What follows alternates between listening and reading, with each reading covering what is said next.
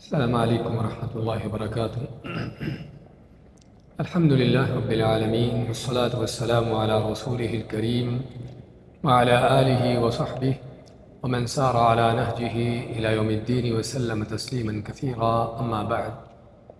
ہم نے سابقہ درس میں سورۃ النساء کی آیت نمبر 140 اور 141 لی تھی، ان آیات کو دہراتے ہیں۔ اعوذ باللہ من الشیطان الرجیم۔ وقد نزل عليكم في الكتاب أن إذا سمعتم آيات الله يكفر بها ويستهزأ بها فلا تقعدوا معهم حتى يخوضوا في حديث غيره۔ اور یقیناً تم پر کتاب میں نازل کیا گیا ہے، قرآن کریم میں نہیں، ان اذا سمعتم کہ جب تم سنو آیات اللہ، اللہ تعالیٰ کی آیاتوں کے بارے میں، یکفر بها کفر ہوتے ہوئے، وَيُسْتَهْزَأُ بِهَا ان کا مذاق اڑتے ہوئے، فَلَا تَقْعُدُوا مَعَهُمْ تو ایسے لوگوں کے ساتھ نہ بیٹھو، حتیٰ یہاں تک کہ يَخُوضُوا فِي حَدِيثٍ غَيْرِهِ وہ لوگ جو ہیں یعنی اللہ کی آیتوں کا مذاق چھوڑ کر، کفر چھوڑ کر اور کام شروع کر دیں۔ إِنَّكُمْ إِذًا مِثْلُهُمْ اگر تم پھر بھی ان کے ساتھ بیٹھتے ہو تو پھر تم ان جیسے ہی ہو۔ اس میں بیان ہوا تھا کہ کسی مسلمان مومن کے لائق نہیں ہے کہ اللہ کے دشمنوں کے ساتھ، دین کے دشمنوں کی محفلوں میں بیٹھے، اور خصوصاً ایسی حالت میں کہ جب اللہ کے دین کا، قرآن کا، سنت کا، نبی کریم صلی اللہ علیہ وسلم یا دین کے احکامات کا کسی انداز سے بھی اس کا مذاق اڑایا جاتا ہو، اس کے بارے میں غلط پراپیگنڈے کیے جاتے ہوں، توحید کے مقابلے میں شرک اور اس کی تعلیمات دی جاتی ہوں، شرک پھیلایا جاتا ہو، سنت کے مقابلے میں بدعات اور یہ چیزیں کی جاتی ہوں، اور اسی طرح جہاں قرآن و حدیث کے خلاف کسی بھی انداز سے کوئی پراپیگنڈے ہوتے ہوں، کچھ سازشیں ہوتی ہوں، کسی بھی طریقے سے کیوں نہ ہو، تو اللہ فرماتا ہے کہ ایسے لوگوں کے ساتھ نہ بیٹھو۔ اور اسے ہم نے اخذ کیا تھا کہ اللہ تعالیٰ کی آیتوں کا مذاق اڑانا ایک تو ظاہر طور پر وہ مذاق اڑانے کا جو انداز ہے، کفر کرنے کا جو انداز ہے، اور ویسے کسی طرح سے بھی اللہ کی جہاں نافرمانیاں ہوتی ہوں، جہاں گناہ ہوتے ہوں، اور جہاں پر اللہ تعالیٰ کے احکام کی خلاف ورزیاں ہوتی ہوں، کسی بھی انداز سے کیوں نہ ہو، کسی بھی ایسی محفل مجلس میں شریک ہونے کی اجازت نہیں ہے، سوائے اس شخص کے لیے کہ جو اس برائی کو، اس جرم گناہ کو روک سکتا ہو۔ اگر رک جاتا ہے تو ان کے ساتھ بیٹھے گا، اگر گناہ نہیں رکتا تو پھر اس کو بھی وہ مجلس چھوڑنا ہوگی، ان سے دور ہونا ہوگا۔ اور یہ بیان ہوا تھا کہ صرف دل سے برا جان کر ان کے ساتھ بیٹھ جانا یہ بھی گناہ ہے، یہ بھی جرم ہے، کیونکہ دل سے برا جاننے کا تقاضا یہ ہے کہ ایسے دین کے دشمنوں سے دور ہوا جائے۔ اور اگر کوئی ان کے ساتھ بیٹھتا ہے تو اللہ ماتا انکم اذا مثلہم تو پھر تم ان جیسے ہی ہو۔ کرسچنوں کے کرسمس ڈے کے میں شامل ہونے والا کرسچن ہی ہے، ہندوؤں کی دیوالی منانے والا، ان کے ساتھ شامل ہونے والا ہندو ہی ہے۔ قرآن کے ان الفاظ کا یہ معنی ہے، تو ان چیزوں کو سمجھنے کی ضرورت ہے۔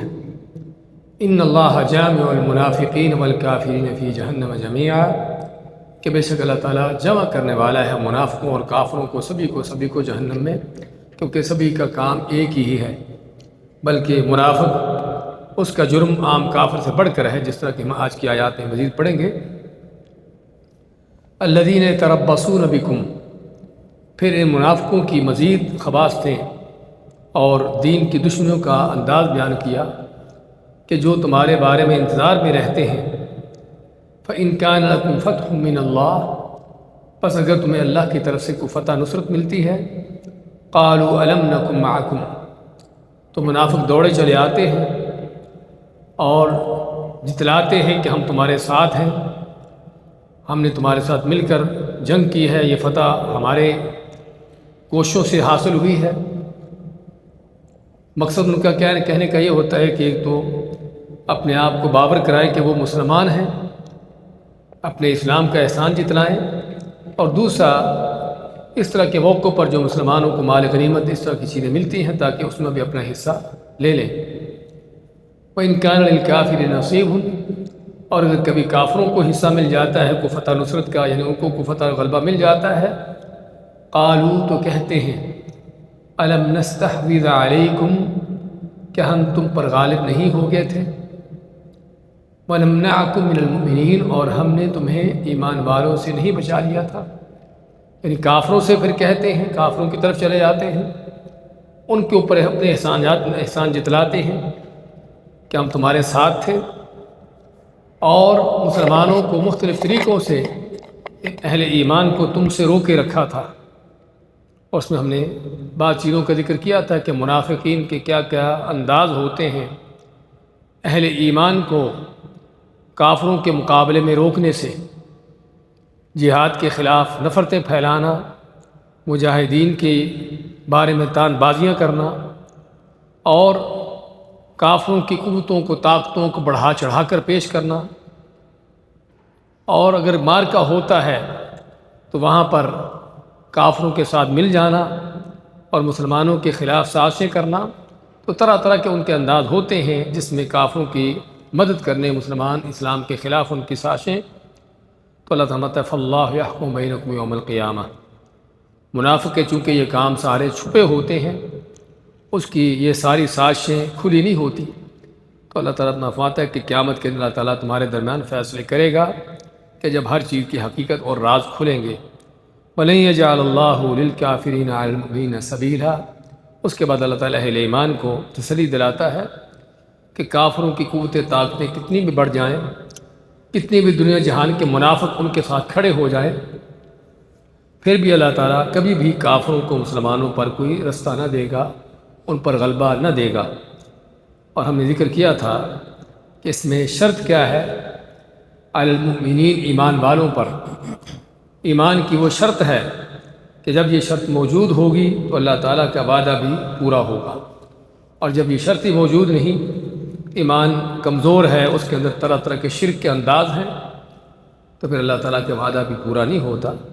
اور یہ بھی کہ اللہ تعالیٰ کا وعدہ قائم و دائم ہے، اہل ایمان کا غلبہ ہر زمانے ہر وقت ہوتا ہے، لیکن غلبے کا مفہوم کیا ہے اسے ہم نے بتایا تھا کہ غلبے کا مفہوم کیا ہے، غلبہ کس انداز سے ہوتا ہے۔ اس کی آخر بات کی آیات لیتے ہیں۔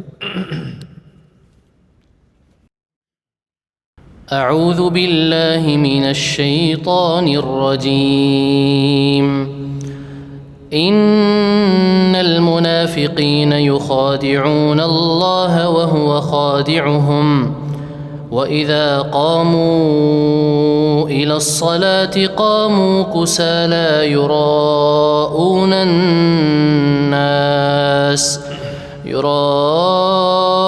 النَّاسَ وَلَا يَذْكُرُونَ اللَّهَ إِلَّا قَلِيلًا مُذَبْذَبِينَ بَيْنَ ذَلِكَ لَا إِلَىٰ هَٰؤُلَاءِ وَلَا إِلَىٰ هَٰؤُلَاءِ وَمَن يُضْلِلِ اللَّهُ فَلَن تَجِدَ لَهُ سَبِيلًا يَا أَيُّهَا الَّذِينَ آمَنُوا لَا تَتَّخِذُوا الْكَافِرِينَ أَوْلِيَاءَ مِن دُونِ الْمُؤْمِنِينَ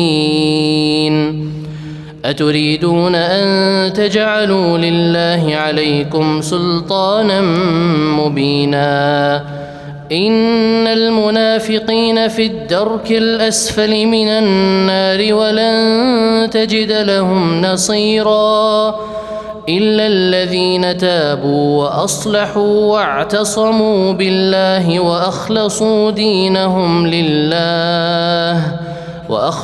دينهم لله فأولئك مع المؤمنين وسوف يؤتي الله المؤمنين أجرا عظيما ما يفعل الله بعذابكم إن شكرتم وآمنتم وكان الله شاكرا عليما ان المنافقین یخادعون اللہ، ان بے شک المنافقین منافق یخادعون اللہ، اللہ کو دھوکہ دیتے ہیں، وہو خادعہم، اور اللہ ان کو دھوکہ دیتا ہے، وَإِذَا قَامُوا إِلَى الصَّلَاةِ قَامُوا كُسَالَىٰ، اور جب وہ نماز کے لیے کھڑے ہوتے ہیں تو قاموا کے کھڑے ہوتے ہیں، کسالہ کے معنی کسل سے، کسل کے معنی سستی غفلت سے، یراؤون الناس، کیوں کھڑے ہوتے ہیں؟ یراؤون دکھاتے ہوئے، دکھلاوا کرتے ہوئے لوگوں کو، ولا یذکرون اللہ الا قلیلا، اور نہیں وہ ذکر کرتے اللہ کا مگر بہت تھوڑا، مذبذبین بین ذالک، تردد میں اور شک و شبہ میں اس کے درمیان، کس کے؟ ایمان اور کفر کے درمیان، لا الہ الا، نہ تو وہ ان کے ساتھ ہیں یعنی اہل ایمان والوں کے ساتھ ہیں، ولا الہ الا، اور نہ وہ ان کے ساتھ یعنی کافروں کے ساتھ ہیں،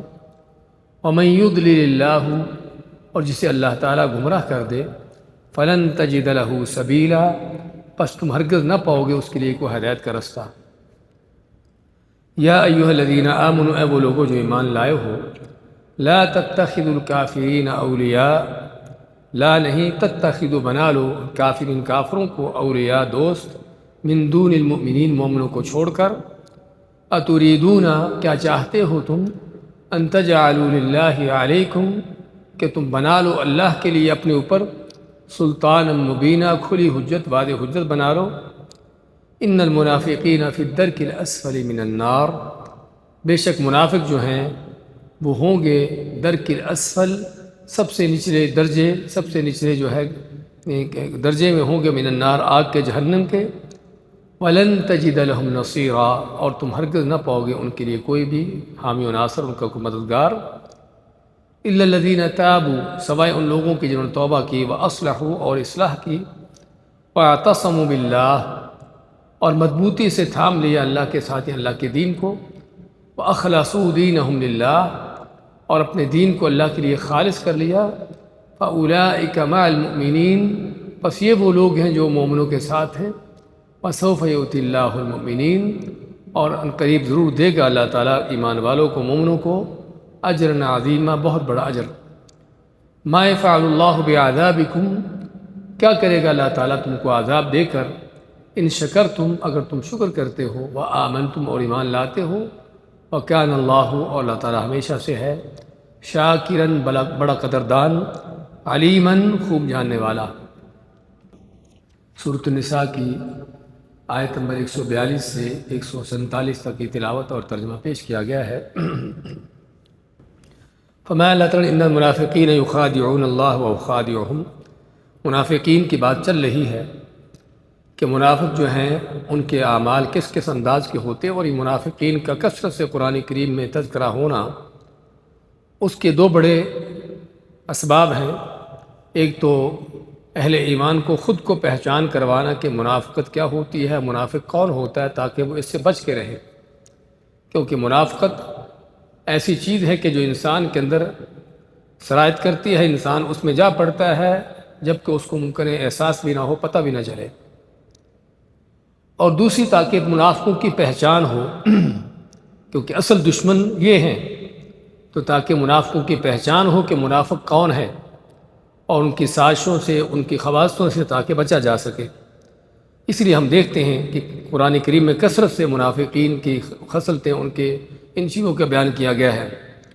تو یہاں فرمایا کہ بے شک منافق جو ہیں دھوکہ دیتے ہیں اللہ کو، ایمان کا اظہار کر کے کہ ہم مومن ہیں، اور ہوتے بے ایمان ہیں، کافر ہوتے ہیں، تقوی نیکی کا اظہار کر کے نمازیں پڑھتے، روزے رکھتے ہیں، لیکن اندر سے ان کی نیتیں خراب ہوتی ہیں۔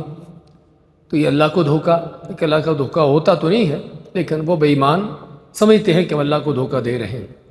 اور ہم اس سے پہلے سورہ بقرہ میں آیت نمبر 9 سے 15 تک تقریباً یہ آیتیں پڑھ چکے ہیں، اس موضوع کو پڑھ چکے ہیں کہ منافقین کے صرف اللہ کے ساتھ نہیں بلکہ ایمان والوں کے ساتھ بھی دھوکہ بازیاں جو ہوتی ہیں، تو اللہ تعالیٰ ہے وَهُوَ خَادِعُهُمْ، اور اللہ تعالیٰ ان منافقوں کو دھوکہ دیتا ہے، اللہ تعالیٰ منافقوں کو دھوکہ دیتا ہے۔ تو منافقوں کو اللہ دھوکہ کیسے دیتا ہے؟ سب سے پہلے تو جو منافقت بے ایمانی وہ کر رہے ہوتے ہیں اسی پر ان کو چھوڑا ہوتا ہے، اور وہ سمجھتے ہیں کہ ہم بڑے کامیاب ہیں۔ اللہ تعالیٰ ان کی سازشیں، ان کی خباستیں دیکھ رہا ہوتا ہے، سارا کچھ اللہ کے علم میں ہے، ریکارڈ ہو رہا ہوتا ہے، اور اللہ تعالیٰ ان کی سازشوں کے رد بھی کر رہا ہوتا ہے، ان کو برباد بھی کر رہا ہوتا ہے، لیکن ان کو احساس ہی نہیں ہوتا کہ ہم کیا کر رہے ہیں۔ اس لیے علامہ ابن سعدی رحمۃ اللہ علیہ فرماتے ہیں کہ اس سے بڑھ کر کسی کی حماقت، بے وقوفی اور کسی کا خسارہ کیا ہوگا کہ جو سمجھے کہ میں بڑا کامیاب ہوں کسی سازش میں، کسی خباثت میں، اور اس کی وہ خباثتیں اسی کے سر پر پڑ رہی ہوں، اسی کے سر پہ پڑ رہی ہوں، اور اس کا یعنی بدترین انجام اسی کے ساتھ ہونے والا ہو۔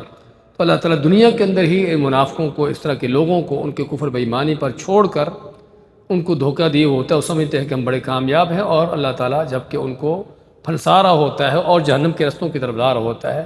نولیہ ما تولیٰ، جو ہم چند آیتیں پہلے پڑھ کر آئے ہیں کہ جو اللہ کے نبی کی مخالفت کرتا ہے تو جدھر وہ چلتا ہے پھر ہم اللہ پاک ادھر ہی اس کو چلا دیتے ہیں۔ ان کے لیے وہی بے ایمانیاں، وہ بدعات، وہ شرک اور وہ کفر کے کام ان کے لیے وہی مزین خوبصورت بن جاتے ہیں، سمجھتے ہیں کہ یہی ایمان ہے۔ اور اسی طرح اور بھی دھوکے کے انداز، کیا آخرت میں اللہ کے ساتھ ان کے ساتھ دھوکہ کیا ہوگا کہ جب اہل ایمان کو اللہ تعالیٰ نور دے گا تو یہ منافق بھی چلیں گے ان کے ساتھ، تو حتیٰ کہ ان کا منافقوں کا نور بجھ جائے گا اور اہل ایمان ان کا نور باقی رہے گا، تو منافق کہیں گے کہ ہمیں بھی اپنے ساتھ لے چلو، تو اہل ایمان کہیں گے کہ جہاں سے ہم نور لے کر آئے ہیں وہاں سے تم بھی لو، یعنی ہم تو نیک اعمال کر کے اخلاص کے ساتھ کیے ہیں، اس کا نور ہم آج ہمارے ساتھ ہے، تم بھی لاؤ۔ تو منافق مڑے گے، سمجھے کہ پیچھے کہیں سے نور ملتا ہے، تو جب پیچھے مڑیں گے تو اللہ فرماتا ہے کہ ان کے اور ایمان والوں کے درمیان دیوار کھڑی کر دی جائے گی۔ تو اس طرح کے طرح کے منافقین کے ساتھ اللہ تعالیٰ کے جو مذاق ہوں گے، دھوکے ہوں گے، تو اللہ فرماتا ہے وَهُوَ خَادِعُهُمْ، اللہ تعالیٰ ان کو دھوکہ دیتا ہے۔ لیکن یہاں پر اللہ تعالیٰ کا دھوکہ دینے کا یہ فعل جو ہے، کیا ہم کہہ سکتے ہیں کہ اللہ تعالیٰ دھوکہ دیتا ہے ویسے ہی بغیر کسی مناسبت کے یا بغیر کسی مقابلے کے؟ ہم نے پہلے بھی ذکر کیا تھا کہ ایسی صفات جن کو اصل تو وہ صفات اچھی نہیں ہوتی، لیکن کسی ایسے بے ایمان مکر و فریب کرنے والے شخص کے درمیان ساتھ جو ہے اس کے ساتھ وہی معاملہ کرنا، بلکہ اس سے بڑھ کر معاملہ کرنا جو وہ کر رہا ہے، یہ کیا ہے؟ یہ اچھی صفت ہے، یہ کامیابی ہے۔ آپ کیا فرماتے ہیں؟ الحرب خدعہ، کہ جنگ کیا ہے؟ جنگ جو ہے وہ چال بازی کا نام ہے۔ چال بازی کیا ہے؟ کہ آپ دشمن کو اس انداز سے چکر دیں کہ تاکہ وہ پھنس جائے، آپ کے نرغے میں آ جائے، آپ کے شکنجے میں آ جائے۔ تو یہ وہ چیزیں ہیں کہ جو ظاہراً بعض اوقات دھوکے کا انداز ہوتا ہے دشمن کو پھنسانے کا، تو اس لیے اللہ تعالیٰ کا بھی منافقوں کو، بے ایمانوں، کافروں کو اس طرح کے ان کے ساتھ جو معاملات کرنا ہے، یمکرون و یمکر اللہ، وہاں پر بھی وہ صفت اللہ تعالیٰ کے مکر کی، اللہ تعالیٰ کے جو چال بازی کی صفت، تو اس طرح کی صفات کو ہم نہیں کہیں گے کہ ویسے ہی کہیں کہ اللہ تعالیٰ یہ چیز کرتا ہے، لیکن جب اس طرح کا مقابلہ ہو کہ منافق یہ کام کرتے ہیں تو اللہ ان کے ساتھ کرتا ہے، کافر چالے چلتے ہیں تو اللہ ان کے خلاف چالے چلتا ہے، تو یہاں پر اللہ تعالیٰ کی یہ صفتیں بیان ہوتی ہیں، اور یہاں پر اللہ تعالیٰ کی ایک کمال کی صفت ہے کہ اللہ تعالیٰ کی کس طرح سے ان کے ساتھ چالے چلتا ہے، کس طرح ان کے دھوکوں، ان کی بے ایمانیوں کا ان کو سزا دیتا ہے، ان کا مقابلہ کرتا ہے۔ وَإِذَا قَامُوا إِلَى الصَّلَاةِ قَامُوا كُسَالَىٰ، پھر منافقوں کی مزید صفات بیان کی تاکہ انسان دیکھے اپنے آپ کو کہ کہیں وہ بھی ان میں سے تو نہیں ہے۔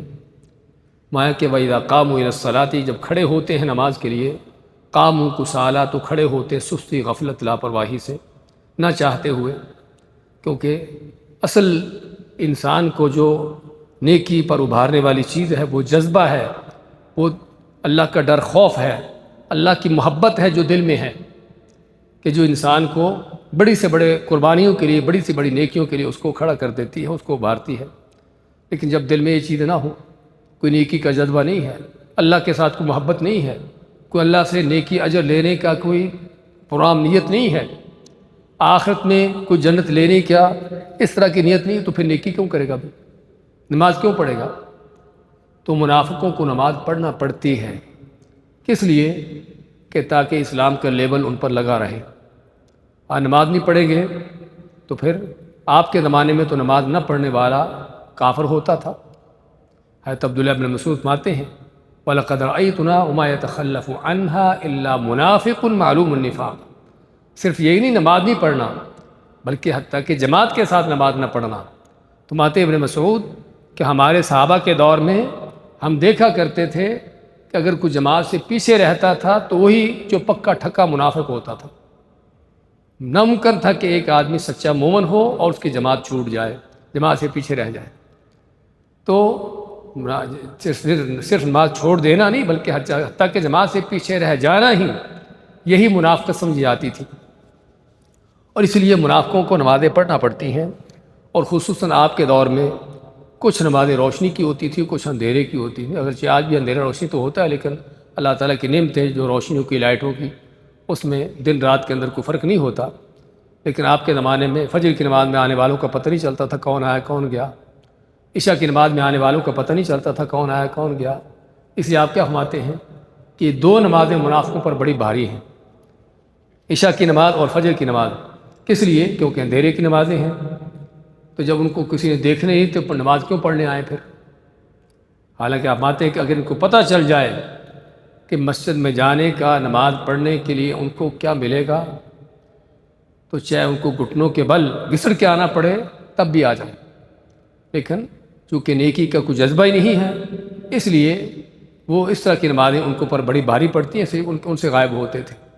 اور یہاں پر شیخ ابن عثیمین رحمۃ اللہ علیہ اسی حال پر تنبیہ کرتے ہیں کہ اگر کوئی دیکھے کہ اس کو نماز مشکل لگتی ہے، نماز کے لیے اٹھنا اس کو مشکل لگتا ہے، اور نماز کے لیے کھڑا ہوتا ہے سستی غفلت کے ساتھ، لاپرواہی کے ساتھ، اور نماز اس کو بھاری لگتی ہے، تو سمجھ لے کہ وہ منافق ہے۔ اور جس قدر اس کے اندر یہ صفت ہے اسی قدر منافقت اس کے اندر ہے۔ اور ہم پہلے بھی بار بار اس بات کا ذکر کرتے رہتے ہیں کہ منافقت یہ صفات ہیں، یہ مختلف انسان کے کردار ہیں جو اس کے دل دماغ کے اندر ہوتے ہیں، کہ جس سے پتہ چلتا ہے کہ منافقت ہے، ورنہ کو منافقوں کے ساتھ پرک سینگ نہیں ہوتے پتہ چلے کہ منافق ہے۔ منافق بھی عام لوگوں کی طرح نظر آتے ہیں، لیکن یہ بعض کردار ہوتے ہیں، بعض اعمال ہوتے ہیں جس سے منافقت کی پہچان ہوتی ہے۔ تو ضرورت ہے ہر انسان کو اپنا جائزہ لینے کی کہ کہیں وہ منافقوں میں سے نہ ہو۔ صحابہ کرام کو سب سے بڑا فکر اسی بات کا ہوتا تھا۔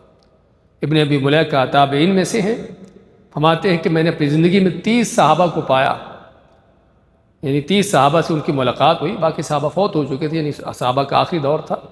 کہتے کہ 30 کے 30 صحابہ کو اپنے اوپر منافقت کا ڈر تھا، کہیں منافق نہ ہو۔ اور اس لیے بعض سلف صالحین کا کہنا ہے، شیخ ابن سیرین کہتے ہیں کہ یہ منافقت ایسا جرم ہے کہ جس سے ڈرتا ہی مومن ہے، مومن کو اس کا ڈر ہوتا ہے، اور منافق اس سے نہ ڈر ہوتا، اس کو اس کی فکر نہیں ہوتی۔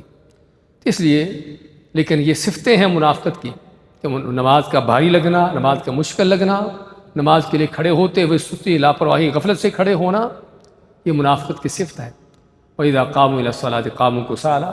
کیوں کھڑے ہوتے نماز کے لیے؟ یُرَاءُونَ النَّاسَ، صرف لوگوں کو دکھانے کے لیے تاکہ ان کا ایمان کا لیبل لگا رہے، تاکہ مسلمانوں میں شمار ہوتے رہیں۔ ورنہ تو آپ کے زمانے میں اس طرح کے لوگوں کی گردنیں کٹتی تھیں جو نماز نہیں پڑھتے تھے، ان کے آپ نے گھروں کو جلانے کا ارادہ کیا تھا، اور جب تک اسلام کا غلبہ تھا، شریعت کا نفاذ تھا، اس طرح کے لوگوں کی گردنیں کٹتی تھیں جو نماز نہیں پڑھتے تھے۔ تو اس لیے یُرَاءُونَ النَّاسَ، لوگوں کو دکھانے کے لیے۔ اور یہ بھی اگر کسی کے دل میں ریاکاری، دکھلاوے کی نمازیں ہیں اس کی، تو بھی اپنے آپ کو سمجھے کہ وہ کون ہے۔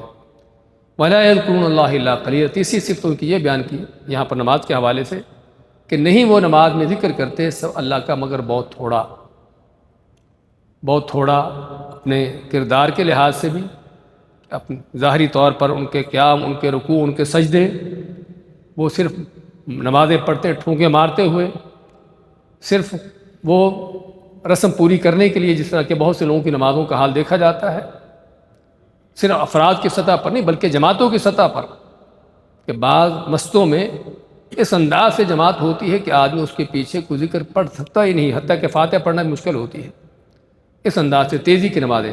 تو نہ ظاہری اعمال سے ان کے اندر کوئی ذکر کا معاملہ ہوتا ہے، اور نہ زبان پر کوئی صحیح معنوں میں اللہ کا ذکر ہوتا ہے، اور نہ دل کے اندر، کیونکہ ذکر تینوں چیزوں سے ہے، زبان سے بھی ہے اصل جو ذکر کی جگہ ہے، اور دل سے بھی ہے، کہ زبان کے ساتھ دل بھی اس کے ساتھ ہو کہ اللہ کا ذکر جو کیا جا رہا ہے کیا کیا جا رہا ہے، اور اعمال ظاہری اعضاء کے ساتھ بھی۔ تو منافقوں کا یہ تینوں میں چیزوں میں اللہ کا ذکر کرنے کا انداز، لا یذکرون اللہ الا قلیلا، نہیں ذکر کرتے مگر بہت تھوڑا۔ اسی کی اللہ کے نبی علیہ الصلوۃ والسلام مثال پیش کرتے ہیں کہ تلک صلاۃ المنافق، یہ منافق کی نماز ہے۔ عصر کی نماز کے حوالے سے آپ بیان کرتے ہیں کہ بیٹھا رہتا ہے، یا تو کوئی آدمی مجبوری میں ہو، نہیں مجبوری کوئی نہیں، بیٹھا ہے فارغ، گپ شپ لگ رہی ہے، کوئی میچ دیکھ رہا ہے، کوئی اور اس طرح کے اپنی کسی فالتو کام میں پڑا بیٹھا ہے، حتیٰ کہ جب سورج غروب ہونے کے قریب ہوتا ہے شیطان کے دو سینگوں کے درمیان اٹھتا ہے اور چار ٹھونگے مارتا ہے، چار ٹھونگے مارتا ہے۔ اور یہاں پر حافظ عبدالسلام صاحب اس پر تعلیق لگاتے ہیں کہ چار عصر کی رکھتے تو چار ہوتی ہیں اور سجدے 8 ہوتے ہیں، تو چار ٹھونگے کیسے پھر؟ وہ چار ٹھونگے ان کے اس لیے ہوتے ہیں کہ دونوں سجدوں کے درمیان بیٹھنے کی ان کو توفیق نہیں ہوتی، وہ دونوں سجدے ان کے ایک سجدے جیسے ہوتے ہیں، اس لیے ان کے چاروں رکعتوں کے اندر 4 ہی سجدے شمار ہوتے ہیں۔ اور یہ آپ چیز دیکھ لیں، بعض لوگ سجدے سے سر اٹھائیں گے، بیٹھنے کی توفیق نہیں، اگلے سجدے میں جا پڑیں گے، تو اس لیے وہ 4 ہی ٹھونگے شمار ہوتے ہیں۔ ٹھونگے کے معنی جانتے ہو کیا ہوتا ہے؟ ہاں، کوا جو مارتا ہے چونچ، اس کو کہتے ہیں ٹھونگے مارنا۔ تو یہ آپ ماتے کہ منافق کی نماز ہے، اور آخر میں کیا ماتے لا یذکر اللہ الا قلیلا، اس میں اللہ تعالیٰ کا ذکر بہت تھوڑا ہی کرتا ہے۔ تو یہ منافقوں کی نماز، لا یذکرون اللہ الا قلیلا مذبذبین بین ذلک۔ اب منافق کا حال کیا ہے؟ منافق چونکہ کفر اور ایمان کے درمیان ہوتا ہے، ایک طرف سے اس کا کافروں کے ساتھ تعلق ہے، دوسری طرف اس کا ایمان والوں کے ساتھ اس کی یعنی اس کے اظہار ہے ایمان کے ان چیزوں کے، تو اللہ تعالیٰ ماتا ہے مذبذبین بین ذلک۔ مذبذب کے معنی تذبذب کیا ہوتا ہے؟ تردد، اور تردد کیا ہوتا ہے؟ کہ کسی چیز پر یقین نہ ہونا، کسی چیز پر یقین نہ ہونا، یہ کروں، ادھر جاؤں، سمجھے نا، کوئی سمجھ نہیں آنا، یہ ہوتا ہے تردد، یہ ہوتا ہے تذبذب۔ تو فرماتے ہیں مذبذبین بین ذلک، کفر اور ایمان کے درمیان وہ تردد میں ہوتے ہیں، تذبذب میں ہوتے ہیں، حیرت اور شک میں ہوتے ہیں۔ اور آپ نے اس کی مثال دی ہے کہ منافق کی مثال اس بکری کی ہے کہ جو 2 ریوڑوں کے درمیان چلتی ہے، کبھی ان کے ساتھ جا ملتی ہے تو وہ سینگ مار کر ان کو بھگا دیتے ہیں، کبھی ان کی طرف جاتی ہے تو وہ سینگ مار کر اس کو بھگا دیتے ہیں، نہ وہ ان میں ہوتی نہ ان میں ہوتی ہے۔ تو یہ ایسے ہی منافق کا حال کہ وہ ظاہراً تو مسلمان اپنے آپ کو ظاہر کرتا ہے، مسلمانوں کے اٹھتا بیٹھتا، نمازیں پڑھتا، اس طرح کے کام کرتا ہے، لیکن دل اس کے کافروں کے ساتھ ملے ہوتے ہیں، جس طرح کہ علامہ ابن سعدی فرماتے ہیں اعطوا باطنہم للکفار وظاہرہم للمؤمنین، کہ اپنا باطن جو ہے، دل جو ہے کافروں کے ساتھ ملے ہوتے ہیں، اور ظاہر جسمانی طور پر ظاہر مسلمانوں کے ساتھ اٹھنا بیٹھنا ان کا ہوتا ہے، نہ ادھر کے نہ ادھر کے۔ مطلب مذبذبین بین ذلک، وہ تذبذب میں تردد میں ہوتے ہیں اس کے درمیان، ان کفر اور ایمان کے درمیان، لا الہ الا، نہ ان کے ساتھ، ولا الہ الا، نہ ان کے ساتھ یا نہ کافروں کے ساتھ مخلص ہو کے چلتے ہیں، نہ مسلمانوں کے ساتھ مخلص ہو کر۔ اور یہ ہے کہ اصل کسی آدمی کی دنیا آخرت کی، اس کی بربادی، اس کی بدبختی، کیونکہ اس طرح کا شخص دنیا کے اندر بھی ذلیل ہوتا ہے، کیونکہ مومنوں کے ساتھ، مسلمانوں کے ساتھ اگر جو دھوکہ بازیاں کرے گا، ایمان کا اظہار کرے گا، لیکن کب تک؟ اور منافقوں کے رات کھلتے رہتے ہیں، فاش ہوتے رہتے ہیں ہر دور میں۔ اس لیے منافقت ہے کوئی ایسی چیز نہیں جو ہمیشہ چھپی رہے، وہ چھپتی ہے کچھ وقت کے لیے، لیکن آخر کسی نہ کسی انداز سے کھلتی ہے، اور جب کھلتی ہے تو پھر ان بے ایمانوں کی جو ذلت خواری ہوتی ہے دنیا کے اندر ہی، اور اسی طرح سے آخرت میں وہ تو واضح ہے کس انداز سے ہوگا۔ تو اسی طرح کافر بھی سمجھتے ہیں کہ یہ ہمارے مخلص نہیں ہیں، اور نے پہلے بھی اس پر بات کی تھی کہ تاریخ بتاتی ہے کہ جو سمجھدار کافر ہوتے ہیں، کم از کم جن کو دنیا کی سمجھ ہوتی ہے، وہ کبھی بھی منافقوں پر اعتماد نہیں کرتے، اور ان کو استعمال کرتے ہیں ٹیشو کی طرح، کہ جب تک آپ کو اس ٹیشو سے فائدہ ملتا ہے استعمال کرتے، اس کے بعد اس کو کچرے میں پھینکتے ہیں، اور صرف پھینکتے ہی نہیں بلکہ اس طرح کے منافقوں کو قتل کرتے ہیں، تاکہ کہ یہ نہ ہو کہ کل کسی بھی وقت ان کافروں کے لیے خطرہ بن جائے۔ تو اس لیے نہ یہ ان مسلمانوں کا ان پر کوئی اعتماد ہوتا ہے، اور نہ کافر ہی ان پر کوئی اعتماد کرتے ہیں۔ تو وَمَن يُضْلِلِ اللَّهُ فَلَن تَجِدَ لَهُ سَبِيلًا، اور جسے اللہ تعالیٰ گمراہ کر دے پھر تم نہ پاؤ گے اس کے لیے کوئی ہدایت کا رستہ۔ اور جسے اللہ تعالیٰ گمراہ کرنے کا معنی کہ اس کو گمراہی پر چھوڑ دے، کیونکہ منافق کی گمراہی اثر یہی ہے کہ اللہ تعالیٰ اس کو اس کے بے ایمانی پر چھوڑے ہوتا ہے۔ قرآن و سنت کی خلاف ورزی کرنے والوں کی گمراہی اثر یہی ہے کہ اللہ تعالیٰ ان کی گمراہی پر ان کو چھوڑے ہوتا ہے۔ تو اللہ تعالیٰ کو گمراہ کرنے کا معنی یہ ہے، ورنہ تو اللہ تعالیٰ نہیں چاہتا کہ گمراہ ہو۔ اللہ تعالیٰ نہیں چاہتا کہ بندے جو ہے وہ کفر کریں، گمراہ ہو۔ ولا يرضى لعباده الكفر، جس طرح کہ بتاتا ہے کہ اللہ تعالیٰ اپنے بندوں سے کفر نہیں چاہتا۔ لیکن کیا معنی کہ اللہ تعالیٰ جسے گمراہ کر دے، یعنی جب آدمی خود ہی گمراہی کے راستے پر چل پڑتا ہے، خود ہی اس کو ہدایت پر چلنے کی توفیق نہیں ہوتی، ہدایت کے پر چلنا اس کو ناگوار لگتا ہے، تو اللہ تعالیٰ فرماتا ہے کہ جدھر وہ چلتا ہے پھر ہم اس کو ادھر ہی اس کو چلا دیتے ہیں۔ اور ابن سعد فرماتے ہیں کہ اس کے لیے ہدایت کے رحمتوں کے دروازے بند ہو جاتے ہیں اور اللہ کے عذاب کے دروازے ان پر کھل جاتے ہیں۔ دنیا کے اندر ہی گمراہیوں کے راستے کھلے ہوتے ہیں، ہدایت پر چلنا اس کو ناممکن ہوتا ہے، تو یہ ان کی گمراہی۔ اس کے بعد یا ایھا الذین آمنوا لا تتخذوا الکافرین اولیاء من دون المؤمنین۔ اب منافقوں کی یہاں پر جو بار بار ایک صفت بیان ہو رہی ہے وہ کیا ہے؟ کافروں سے دوستیاں لگانا، ان سے محبتیں، ان سے عقیدتیں، ان سے خیر خواہیاں، ان کے ساتھ ہمدردیاں۔ تو اللہ تعالیٰ نے منافقوں کی صفت کو بیان کرتے ہوئے اہل ایمان کو عموماً پھر سے خطاب کیا کہ یا ایھا الذین آمنوا، اے وہ لوگوں جو ایمان لائے ہو، لا تتخذوا الکافرین اولیاء، نہ تم بنا لو کافروں کو دوست، من دون المؤمنین، مومنوں کو چھوڑ کر۔ اور ہم نے دوستی کا معنی مفہوم بیان کیا تھا کہ دوستی کا معنی مفہوم کیا ہوتا ہے۔ ضروری نہیں کہ کسی کے ساتھ دوستی کا دم بھرے کہ فلاں میرا دوست ہے، بلکہ اس کے مختلف انداز ہیں کہ کسی کافر کو مسلمانوں کے خلاف اس کی سپورٹ کرنا، اس کی مدد کرنا، اس کو مسلمانوں کے راز، ان کی چیزیں، اس طرح کی چیزیں مہیا کرنا جو ان کی سیکرٹ چیزیں ہوتی ہیں۔ اسی طرح کافروں کے لیے دل نرم رکھنا، ان کے لیے بڑی ہمدردیاں ہونا دل کے اندر، اور طرح طرح کے جو انداز ہو سکتے ہیں ان کی دوستی کے، اور اسی طرح کافروں کے طور طریقے اپنانا، ان کے رسم و رواج کو اپنانا، یہ بھی ایک دوستی کا انداز ہے کافروں سے۔ تو میں کہ اے وہ لوگوں جو ایمان لائے ہو، کافروں سے دوستی نہ بنا کر، ان کو دوست نہ بناؤ، من دون المؤمنین، مومنوں کو چھوڑ کر۔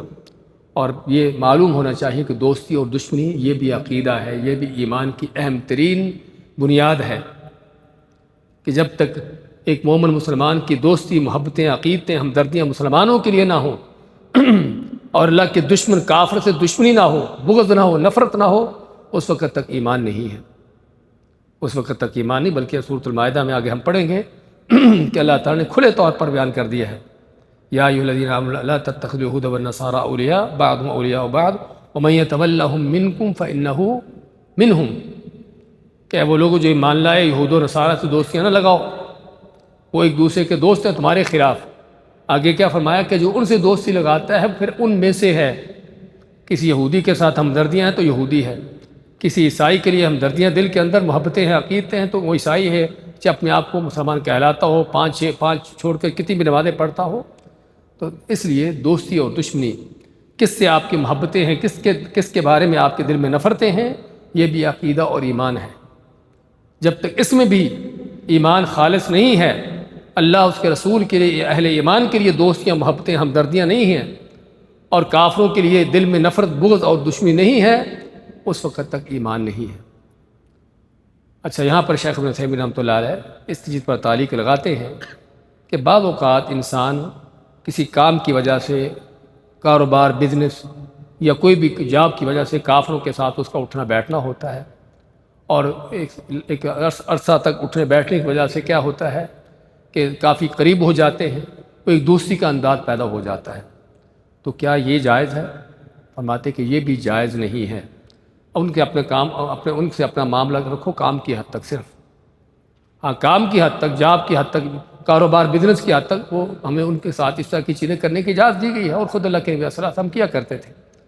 لیکن یہ نہیں کہ ان کے ساتھ آپ کا اٹھنا بیٹھنا، اس طرح کی چیزیں ہونے کی وجہ سے دل میں ان کے لیے ہمدردیاں، ان کے لیے محبتیں پیدا ہو جائیں، اس کی اجازت پھر بھی نہیں۔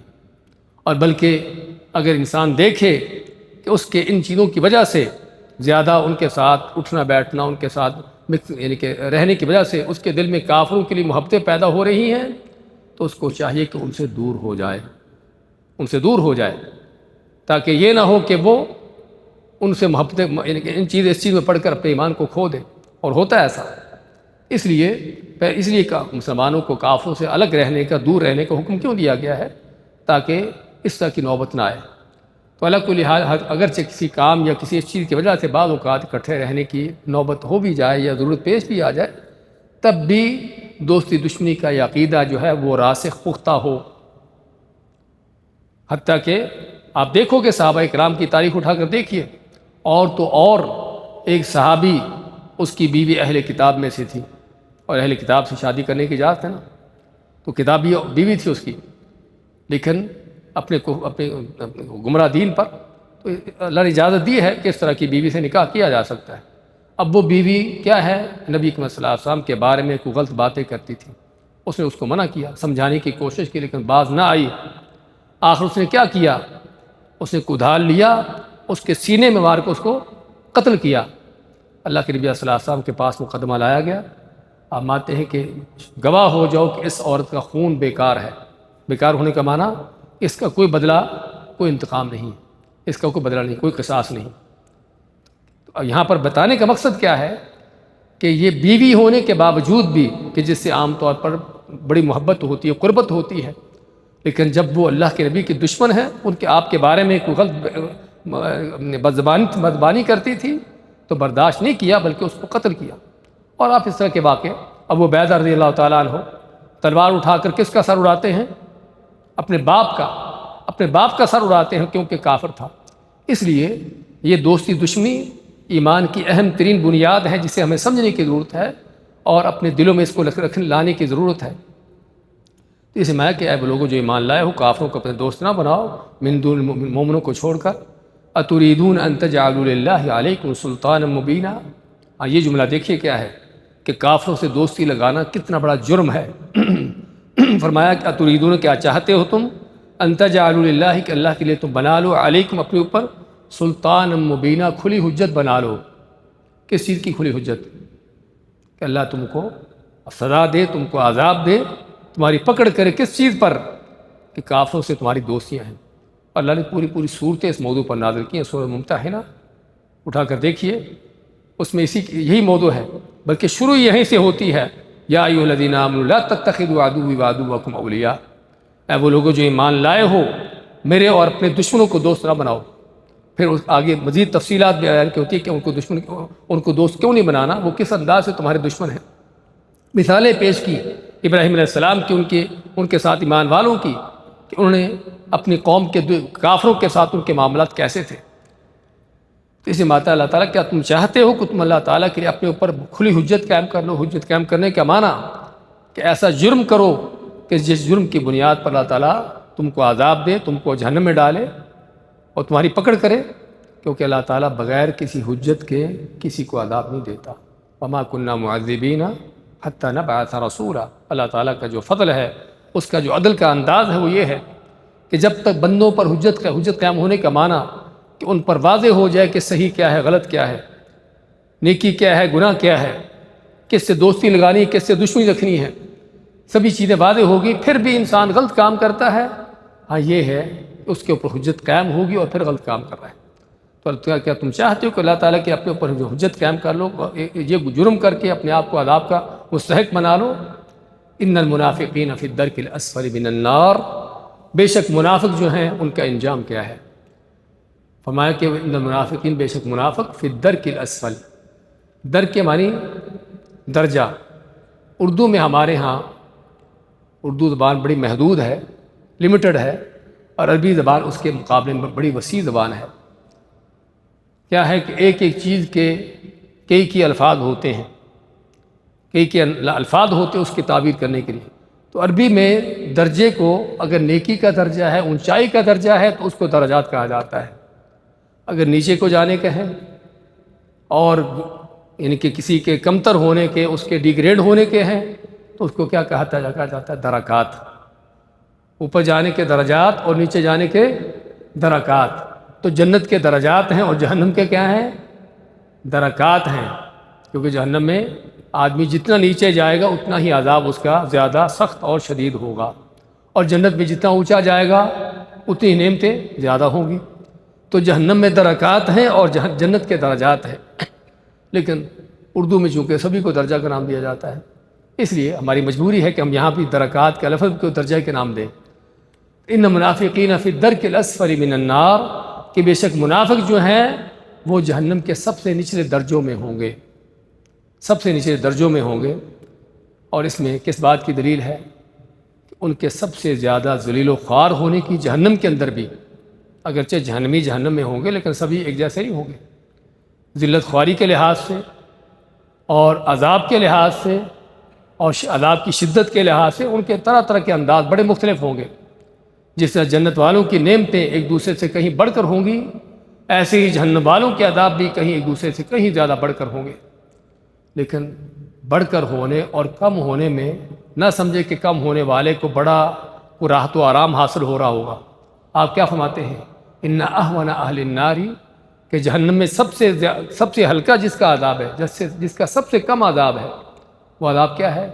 کہ اس کو صرف جہنم کے 2 جوتے پہنائے جائیں گے، اور ان 2 جوتوں کے ساتھ اس کا دماغ، جوتے پاؤں میں ہیں اور ان جوتوں کی وجہ سے اس کا دماغ کھولے گا، ابلے گا، جوش مارے گا، جس سے ہنڈیا جوش مارتی ہے، جس سے ہنڈیا کھولتی ہے، ان 2 جوتوں کی وجہ سے۔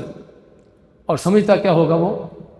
کہ اس سے بڑا عذاب کسی کو نہیں ہو رہا، اس سے بڑا عذاب کسی کو نہیں ہو رہا۔ اور یہی جہنم کے عذاب کی اصل کیفیت ہے کہ جہنم میں جہاں کوئی پڑا ہے سمجھتا ہے کہ سب سے بدترین اس کی حالت ہے، سب سے بڑا عذاب اس کو ہے۔ اور اس کے مقابلے میں جنت میں جہاں بھی کوئی ہوگا اس کے سامنے یہی ہوگا کہ مجھے جو نعمت ملی کسی کو نہیں ملی۔ پھر اصل تو نعمت یہی ہے نا، دنیا کے اندر ہمیں حسرتیں ہوتی ہیں کہ میرے پاس یہ چیزیں جو فلاں کے پاس ہے، کاش کہ مجھے وہ مل جاتی۔ حسرت، افسوس، یہ تمنائیں، اسی کی وجہ سے انسان بعض اوقات بڑی بڑی نعمتیں ہونے کے باوجود بھی سمجھتا ہے کہ میرے پاس کچھ نہیں، اور یہی اس کا عذاب ہوتا ہے دنیا کے اندر۔ لیکن جنت میں کم سے کم درجے کا جنتی بھی سمجھے گا کہ جو مجھے ملا ہے کسی کو نہیں ملا، اسے اور مزید حاصل کرنے کی اور کو اس کے پاس کوئی امید نہیں ہوگی، اس کے پاس کوئی رغبت نہیں ہوگی کہ میں اور کچھ لے لوں۔ اور جہنم میں جہاں کو پڑا ہے چاہے کم سے کم عذاب میں ہے، اس کو کیا ہوگا کہ اس سے بڑا عذاب کسی کو نہیں ہو رہا۔ تو بات کر رہے تھے کہ جہنم کے درکات ہیں، اس کے مختلف درجات ہیں، تو جتنا جہنم میں کو نیچے ہوگا ذلیل و خوار بھی زیادہ ہوگا، اس کا عذاب بھی بڑھ کر ہوگا۔ اب یہاں پر منافقین کا اس قدر بڑا عذاب کیوں ہے؟ عام کھلے کافروں سے بڑھ کر عذاب کیوں ہے؟ کیونکہ جس طرح کہ علامہ صاحب اور شیخ میاں صاحب فرماتے ہیں کہ منافقوں کے ان کا جرم دگنا ہے، کفر بھی ہے اور کفر کی دھوکہ بازی کے ساتھ۔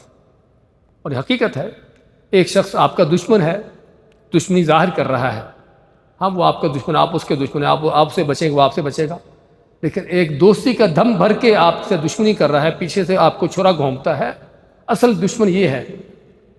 اسی طرح سے منافق بھی ہے، وہ بے ایمان کافر، ایمان کلمہ پڑھ کے اپنے آپ کو اسلام کا اظہار کر کے کیا ہے دھوکہ دے رہا ہے، یخادعون اللہ، دھوکہ دیتا ہے۔ اس لیے اس منافق کا ڈبل جرم ہے، دگنا جرم ہے، کہ جس وجہ سے اس کو عذاب بھی پھر اسی قدر بڑا ہوگا، حتیٰ کہ فرعون، حامان، قارون کا بھی وہ عذاب نہیں کہ جو ان منافقوں کا ہوگا۔ اس لیے اس منافقت کو پہچاننے کی ضرورت ہے کہ کہیں آدمی اس میں نہ جا پڑے۔ میں ان منافقین فی الدرک الاسفل من النار، کہ بے شک منافق جو ہیں وہ جہنم کے سب سے نیچے درجوں میں ہوں گے۔ وَلَن تَجِدَ لَهُمْ نَصِيرًا، اور تم نہ پاؤ گے ان کا کوئی بھی حامی و ناصر، کوئی ان کی مدد کرنے والا۔ اور واقعی دنیا کے اندر بھی اس طرح کے غدار، اس طرح کے بے ایمان، اس طرح کے منافق، جب ان کی غداری پکڑی جاتی ہے اور جب ان کی جو ہے وہ سازشیں کھلتی ہیں، تو وہ پھر وہاں پر ان کے ساتھ کھڑے ہونے والا کوئی نہیں ہوتا، اور جو ان کے ساتھ کھڑا ہوتا ہے وہ بھی پھر ان کے ساتھ ہی اڑایا جاتا ہے۔ یعنی ملک کا جو غدار ہوتے ہیں، دشمن ہوتے ہیں، اس طرح کے لوگ ہوتے ہیں، ہاں جب ان کی دشمنیاں، غداریاں کھلتی ہیں، سامنے آتی ہیں، تو پھر ان کی کوئی سفارش کرنے والا، شفاعت کرنے والا بھی نہیں ہوتا کہ چلو چھوڑ دو بھی، کوئی بات نہیں۔ ان کے ساتھ ان کی مدد کرنے والا بھی کوئی نہیں ہوتا، کس لیے کہ پتہ ہے کہ اس طرح کے غدار کی مدد کرنا، اس کی شفاعت کرنا بھی ان مجرموں کے ساتھ کھڑے ہونا ہے۔ تو اگر دنیا کے اندر یہ معاملہ ہے تو قیامت کے دن کیسے ان غداروں کی کوئی سفارش کرے گا، ان بے ایمانوں کی کوئی سفارش کرے گا، ان کے ساتھ کوئی کھڑا ہوگا؟ ما وَلَن تَجِدَ لَهُمْ نَصِيرًا، اور نہیں پاؤ گے تم ان کا کوئی حامی و ناصر۔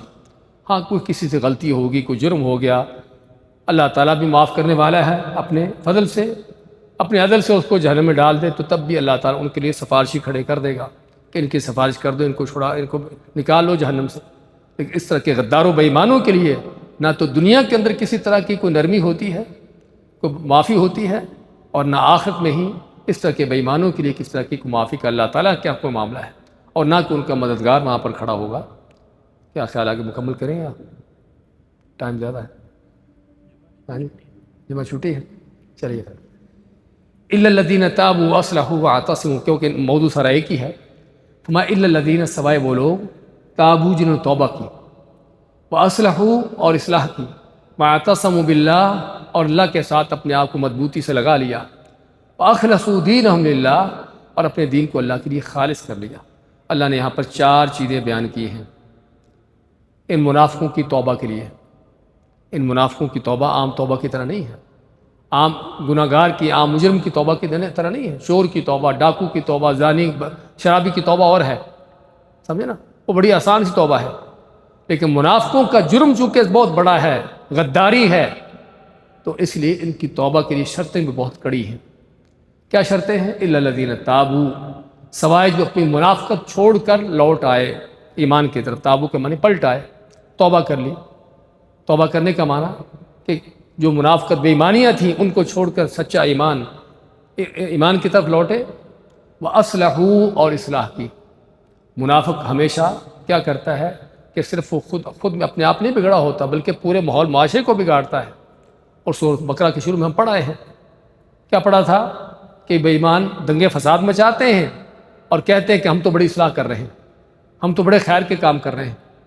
تو اللہ فرماتا ہے کہ جو انہوں نے بدماشیاں پھیلائی تھی، جو دنگے فساد میں پھیلائے تھے، اور جس انداز سے لوگوں کو دین سے گمراہ کیا تھا، اب وہ ساری جو چیزیں کی تھی اس کی اصلاح کرے، اس کو ٹھیک کرے۔ یہ بھی شرط ہے کہ جو خرابیاں پیدا کی تھیں ان خرابیوں کو ٹھیک کرنا بھی شرط ہے۔ اصلحوا، اپنی بھی اصلاح کرے اور ان کی وجہ سے اور بھی جو خراب ہوئے تو ان کی بھی اصلاح کرے۔ واعتصموا باللہ، منافقت کی اصل جرم کیا ہے؟ اللہ سے دوری، اللہ سے غداری، اللہ سے بے وفائی۔ اب جو ہے اگر ایمان کی طرف لوٹے ہیں تو اللہ کے ساتھ لگ جائیں، اللہ کے احکام پر مخلص ہو کر چل پڑے اور اپنے دل جان سے اللہ کے ساتھ مل جائیں۔ اعتصام کا لفظ ہم پہلے پڑھ چکے ہیں، کیا معنی ہوتا ہے اعتصام کا؟ کہ کسی چیز کو مضبوطی سے تھامنا، مضبوطی سے پکڑنا، کہ اللہ کے دین کے ساتھ، اللہ تعالیٰ کے احکام کے ساتھ، اللہ کے ساتھ مضبوطی سے چل پڑے، مخلص ہو کر، خالص ہو کر، دل جان سے۔ وَأَخْلَصُوا دِينَهُمْ لِلَّهِ اور اپنے دین کو اللہ کے لیے خالص کر لیں، کیونکہ منافقت کا جرم یہی تھا کہ خالص نہیں تھا، لوگوں کو دکھانے کے لیے تھا، ریاکاری کے لیے تھا، دنیا کے مفادات کے لیے تھا۔ اب یہ سارے مفادات، ساری ریاکاریاں چھوڑ کر صرف اپنی نیکیوں کو، عبادتوں کو اللہ کے لیے خالص کر لیں، تو یہ 4 شرطیں پوری کر لیتا ہے ان کی توبہ ہو جاتی ہے۔ علامات فاولئک مع المؤمنین، ہاں ان منافقوں کا مومنوں کے اندر آنے کی شرط یہ ہے، ان منافقوں کی مومنوں کے ساتھ شامل ہونے کی شرط یہ ہے کہ 4 کام کر لیں۔ اگر یہ 4 کام کر لیتے ہیں تو پھر یہ مومن ہیں، ورنہ نہیں ہے۔ اگر یہ 4 کام کر لیتے ہیں تو پھر یہ مومن شمار ہوں گے اللہ کے ہاں، ورنہ مومن نہیں ہیں۔ وسوف یؤتی اللہ المؤمنین اجرا عظیما، اور اللہ تعالیٰ یقیناً ضرور دے گا۔ یہاں پر بھی دیکھیے، یہ نہیں کہا کہ ان کو دے گا بڑا اجر، تاکہ کسی کو غلط فہمی نہیں ہو جائے کہ میں تو مومن بن گیا ہوں۔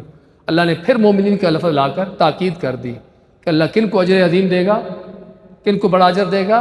مومنین کو، کہ جو واقعی سچے مومن ہیں، منافقتیں، اس طرح کی ساری چیزیں چھوڑ کر اللہ کے دین کے لیے خالص ہو کر کتاب و سنت کے ساتھ چمٹ گئے ہیں اور اسی پر چل پڑے ہیں، اس طرح کے مومنوں کے لیے اللہ تعالیٰ کیا دے گا؟ اجرا عظیما، بہت بڑا اجر۔ اور ہم پہلے بھی کے بعد ذکر کرتے چلے آئے ہیں کہ جب اللہ تعالیٰ کی طرف سے اجر عظیم کا بیان ہو کہ بہت بڑا اجر، تو وہ اجر پھر انسان کے توقعات سے، اس کی امیدوں سے بہت بڑا، کہ جس کا انسان تصور نہیں کر سکتے وہ اجر کتنا بڑا ہے۔ اور وہ جنت ہے کہ جس کو نہ کسی آنکھ نے دیکھا ہے، نہ کسی کان نے سنا ہے، اور نہ کسی کے دل دماغ پر اس کا کبھی تصور آیا ہے۔ اور یہاں پر یہ بھی کہ منافقت کو چھوڑنے کے لیے کہ اس کی ساری محبتیں، عقیدتیں، دلچسپیاں اور ساری اس کی ہمدردیاں اہل ایمان کے لیے ہوں، اللہ کے لیے ہوں، اللہ کے رسول کے لیے، کتاب و سنت کے لیے ہوں، اور کافروں کے ساتھ جو اس کی محبتیں، عقیدتیں ساری اس کے معاملات پلٹ جائیں، تب یہ توبہ ہے۔ اس کے بعد آخر فرماتا اللہ تعالیٰ ما یفعل اللہ بعذابکم، کیا کرے گا اللہ تعالیٰ تم کو عذاب دے گا۔ دیکھیے کیسا انداز ہے، کیا پیارا انداز ہے قرآن کا کہ اللہ تعالیٰ تم کو عذاب دے گا تو کیوں دے گا بھائی؟ کہ اللہ تعالیٰ کو تم کو عذاب دے کر کو مزہ آئے گا؟ اللہ تعالیٰ چاہتا ہے کہ تم کو عذاب دے۔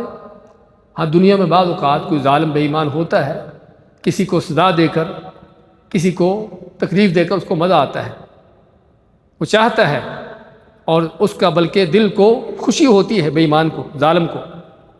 تو دنیا کے اندر اس طرح کے ظالم جابر لوگ ہوتے ہیں کہ جن کو لوگوں کو تکلیفیں دے کر، اذیتیں دے کر ان کو مزہ آتا ہے، ان کو خوشی ہوتی ہے، ان کو دل کا سکون ملتا ہے۔ لیکن اللہ تعالیٰ نہیں چاہتا، اللہ تعالیٰ نہیں چاہتا کہ کسی بندے کو ادنا سا کو عذاب دے، ادنا سی کو اس کی ایسی تکلیف ہو۔ اللہ تعالیٰ بندے سے نہیں چاہتا کہ بندوں سے تو کیا، اللہ تعالیٰ تو کسی حیوان جانور سے اس طرح کی چیز اس کو گوارا نہیں کہ اس کو تکلیف ہو، سمجھے نا؟ تو اللہ ماتا ما یفعل اللہ بعذابکم، اللہ تعالیٰ کیا کرے گا تم کو عذاب دے کر؟ اللہ تعالیٰ کی کیا غرض ہے تم کو عذاب دینے کی؟ کہ اللہ تعالیٰ چاہتا ہے تم کو عذاب دینا؟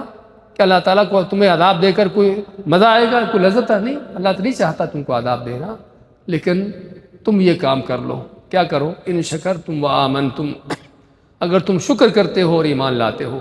اور شکر کے اس لفظ کے اندر سارا کچھ آ جاتا ہے، اللہ تعالیٰ کے احکام کو اپنانا، ان پر عمل پیرا ہونا، اللہ کی نعمتوں کی شکر، یعنی ان کا شکر ادا کرنا، اللہ تعالیٰ کے احسانات کو سمجھنا، اللہ کے ساتھ نمک حرامی نہ کرنا، یہ سارے انداز ہیں۔ اللہ کی نعمتوں کا اعتراف کرنا، اللہ کی نعمتوں کو اسی کی طرح منسوب کرنا کہ اللہ کی نعمت ہے، کسی اور کی نہیں، کسی باب پیر کی نہیں دی ہوئی، سمجھے نا؟ یہ سارے شکر تم کے لفظ کے اندر آتے ہیں کہ سارے تم نے زبان سے بھی شکر ہو، دل سے بھی شکر ہو، اور اعمال سے بھی، ظاہری اعمال سے بھی اللہ کے شکر کا اس کے تقاضے پورے کیے جائیں۔ تو یہ حقیقی جو انعامات کرنے والا نعمتیں اسی کی طرح منسوب کی جائیں، اور دل میں اس کی وفاداری کا احساس ہو۔ یہ سارے شکر کے انداز کہ اگر تم شکر کرتے ہو اللہ تعالیٰ کا، وفاداری کرتے ہو اللہ کے ساتھ، اللہ کی نعمتوں کو اسی طرح منسوب کرتے ہو، وآمنتم، اور ایمان کے تقاضوں کو پورا کرتے ہو۔ ہاں بعض اوقات آدمی بڑا اچھا ہے، لوگوں کے ساتھ بڑی اچھی ڈیل ہے اور سارا کچھ کر رہا ہے، لیکن ایمان خالص نہیں ہے، توحید نہیں، شرک ہے۔ اس لیے یہاں پر اللہ تعالیٰ نے ایمان کی جو شرط ہے وہ بیان کر دی کہ ایک عقیدہ صحیح ہو، توحید خالص ہو، سچا ایمان ہو۔ اگر تم سچا ایمان لا کر اللہ تعالیٰ کا جو شکر کے تقاضے ہیں وہ پورے کر دیتے ہو تو اللہ تعالیٰ کیوں تم کو عذاب دے گا؟ وَكَانَ اللَّهُ شَاكِرًا عَلِيمًا، اللہ تعالیٰ ہمیشہ سے بڑا ہی شکر کرنے والا، اور شکر کرنے والا، اللہ کا شکر کرنا کا معنی کیا ہے؟ اللہ تعالیٰ کے کسی انسان کے کیے ہوئے اعمال کی قدردانی کرنا۔ آپ نے نیکی کی ہے، عمل کیا ہے اللہ کے لیے خالص ہو کر، اللہ تعالیٰ کے ہاں آپ کے اس عمل کی قدردانی ہونا۔ قدردانی ہونے کا معنی کہ اللہ تعالیٰ آپ کا عمل قبول کر لے، قبول کرنے کے بعد اس کا بہترین اس کا اجر دے دے۔ تو یہ ہے اللہ تعالیٰ کا شکر بندے کے لیے جو ہوتا ہے، ورنہ تو اصل شکر بندہ ہی اللہ تعالیٰ کے کرتا ہے، لیکن اللہ تعالیٰ بھی بندے کا شکر کرتا ہے۔ اس کے شکر کرنے کا معنی کہ اللہ تعالیٰ کی طرف سے اس کی ہوئی نیکی کے اس کی قدردانی کرنا، اس کو قبول کرنا، اس کا بہترین اس کو اجر و ثواب دینا، نیکی اس کی نیکی سے اس کو محروم نہ رکھنا۔ کان اللہ شاکرن، اللہ تعالیٰ بڑا قدردان ہے، نیکیوں کو جانتا ہے، قدردانی کرتا ہے، بڑھ چڑھ کر اجر دیتا ہے، لیکن ساتھ علیمن، علیم بھی ہے کہ کس نے کس نیت سے نیکی کی ہے، کس انداز سے نیکی کی ہے۔ تو نیکی میں بڑا فرق ہوتا ہے، نیکی میں بڑا فرق ہوتا ہے۔ 10 دینار اس نے بھی صدقہ دیا ہے، 10 دینار دوسرے نے بھی صدقہ دیا ہے، لیکن دونوں کے صدقوں کے اندر آسمان و زمین کا فرق ہوگا۔ 2 رکعتیں اس نے بھی پڑھی ہیں، 2 رکعتیں دوسرے نے پڑھی ہیں، لیکن دونوں کے دو رکعتوں کے اندر بڑا آسمان و زمین کا فرق ہوتا ہے۔ اس لیے وہ علیم ہے کہ جانتا ہے کہ تم نیکی کس انداز سے کر رہے ہو، کس نیت سے کر رہے ہو، کس مقصد کے تحت کر رہے ہو، پھر کن حالات میں کر رہے ہو۔ اس لیے یہاں پر مزید انسان کو تنبیہ ہے اپنے اعمال کے اندر اخلاص پیدا کرنے کی، کہ اس رب کے ساتھ معاملہ ہے کہ جو صرف اوپر سے نہیں بلکہ دلوں کو دیکھتا ہے۔ دوبارہ دیکھیں آج کیا کو ان المنافقین یخادعون اللہ وهو خادعهم، بے شک منافق جو ہیں اللہ کو دھوکہ دیتے ہیں اور اللہ ان کو دھوکہ دیتا ہے۔ وَإِذَا قَامُوا إِلَى الصَّلَاةِ قَامُوا كُسَالَىٰ، اور جب وہ نماز کے لیے کھڑے ہوتے ہیں تو کھڑے ہوتے ہیں سستی کاہلی سے، یراؤون الناس، لوگوں کو دکھاتے ہوئے، وَلَا يَذْكُرُونَ اللَّهَ إِلَّا قَلِيلًا، اور نہیں وہ ذکر کرتے اللہ تعالیٰ کا مگر بہت تھوڑا، مذبذبین بین ذالک، تردد میں، شک و شبہ میں، اس کے کفر و ایمان کے درمیان، لا الہ الا ولا الہ الا، نہ تو ان کے ساتھ ایمان والوں کے ساتھ ہوتے ہیں اور نہ ان کافروں کے ساتھ ہوتے ہیں۔ ومن یضلل اللہ، جسے اللہ تعالیٰ گمراہ کر دے، فلن تجد له سبیلا، پس تم نہ پاؤ گے اس کے لیے کوئی رستہ، ہدایت کا رستہ۔ یا ایھا الذین آمنوا، اے وہ لوگوں جو ایمان لائے ہو، لا تتخذوا الکافرین اولیاء من دون المؤمنین، نہ تم بنا لو کافروں کو دوست ایمان والوں کو چھوڑ کر، ایمان والوں کو علاوہ۔ اتریدون، کیا چاہتے ہو تم، ان تجعلوا للہ، کہ تم بنا لو اللہ کے لیے، علیکم اپنے اوپر، سلطان مبینہ، کھلی حجت اور کھلی حجت بنا لو۔ ان المنافقین فی الدرک الاسفل من النار، بے شک منافق جو ہیں وہ جہنم کے سب سے نیچے درجوں میں ہوں گے۔ وَلَن تَجِدَ لَهُمْ نَصِيرًا، اور تم نہ پاؤ گے ان کے لیے ہرگز کوئی بھی حامی و ناصر، ان کی مدد کرنے والا۔ الا الذین تابوا، سوائے وہ لوگ جنہوں نے توبہ کی، واصلحوا، اور اصلاح کی، واعتصموا باللہ، اور مضبوطی سے تھام لیا اللہ تعالیٰ کے دین کو، اللہ تعالیٰ کے کتاب و سنت کے ساتھ مضبوطی سے چلے۔ واخلصوا دینہم للہ، اور اپنے دین کو اللہ کے لیے خالص کر لیا۔ فاولئک مع المؤمنین، پس یہ وہ لوگ ہیں جو مومنوں کے ساتھ ہیں۔ فسوف یؤتی اللہ المؤمنین، اور ان قریب ضرور دے گا اللہ تعالیٰ ایمان والوں کو، مومنوں کو، اجرا عظیما، بہت بڑا اجر۔ ما یفعل اللہ بعذابکم، کیا کرے گا اللہ تعالیٰ تم کو عذاب دے کر، ان شکرتم، اگر تم شکر ادا کرتے ہو، وآمنتم، ایمان لاتے ہو، وکان اللہ شاکرا علیما، اور ہمیشہ سے اللہ تعالیٰ بڑا ہی قدردان اور خوب جاننے والا ہے۔ 7-8 سوال ہیں۔ 7-8 سوال پوچھے لوگوں سے، کب تک بیٹھنا ہے؟ ہاں جی چلیے۔ شیخ بہت زیادہ مختصر جواب ہوں۔ شیخ پہلا سوال یہ ہے کہ منافق کو مارنے کا، قتل کرنے کا حکم کیوں دیا گیا ہے؟ ہو سکتا ہے وہ بعد میں شاید ٹھیک ہو جائے، بدل جائے۔ منافق کو قتل کرنے کا حکم کیوں دیا گیا ہے؟